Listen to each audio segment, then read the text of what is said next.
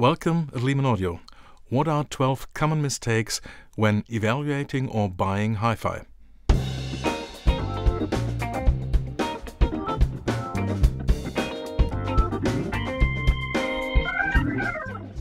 Great to have you here. Mistake number 1 is simply unfit hearing. The quality of your hearing perception depends on your mood, always. After long periods of noise exposure, such like travels by car, plane or train, judgment can also be quite clouded. Mistake number 2, unfamiliar music.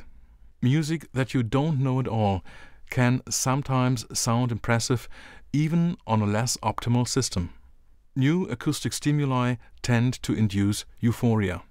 However, this does not necessarily have something to do with your long-term experience.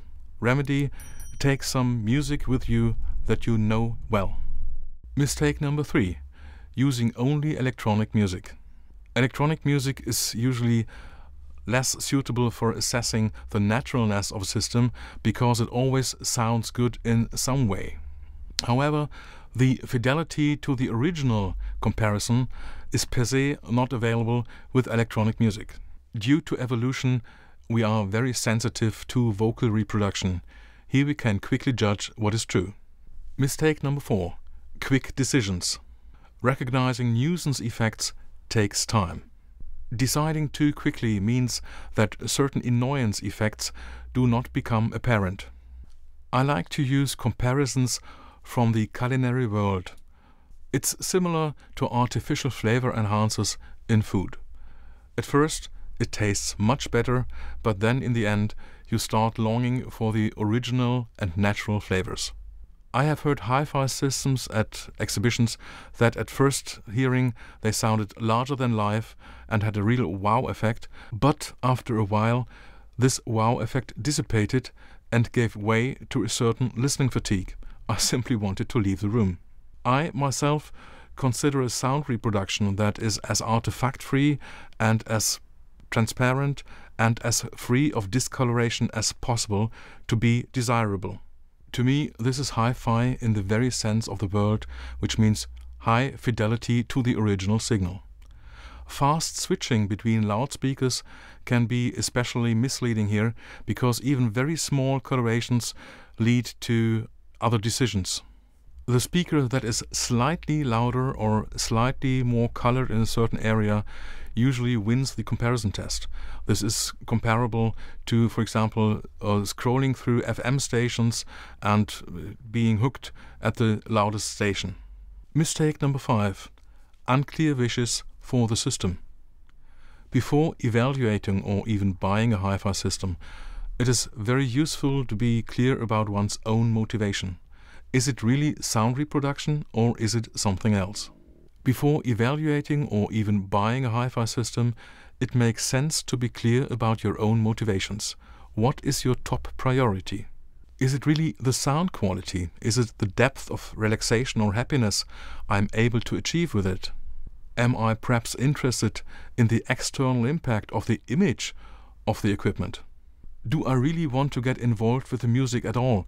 Or do I simply want to remotely control interchangeable playlists as acoustical wallpaper?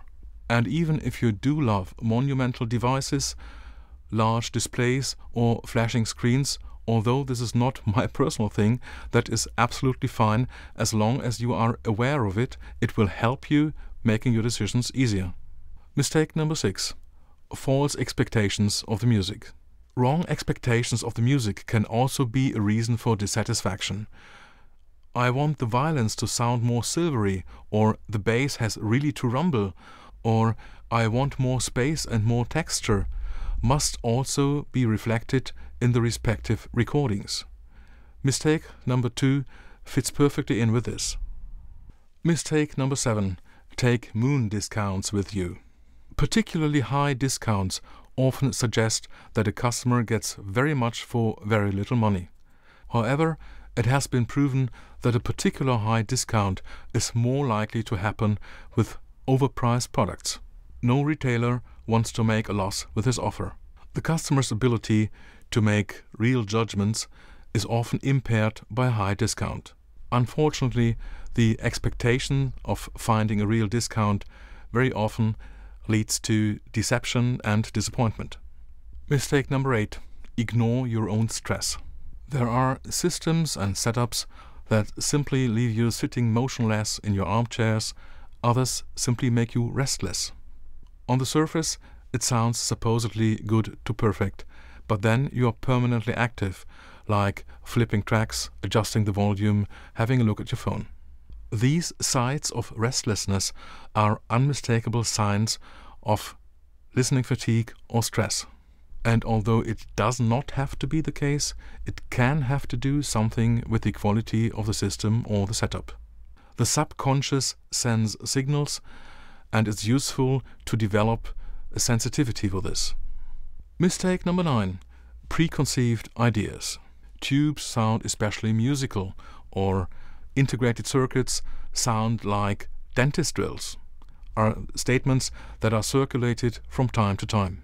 The same is true with the characteristics of certain loudspeaker concepts or special components. It really makes sense to scrutinize these statements with an open mind. Sometimes the results can be very surprising. Mistake number 10. Setting up an error compensation chain. A chain in which gross errors of one component in one area are compensated for with the supposedly complementary errors of another component never leads to really satisfactory results. And on the one hand, this practice leads to mediocre results at best, but on the other hand, it then becomes critical if one of these components has to be replaced.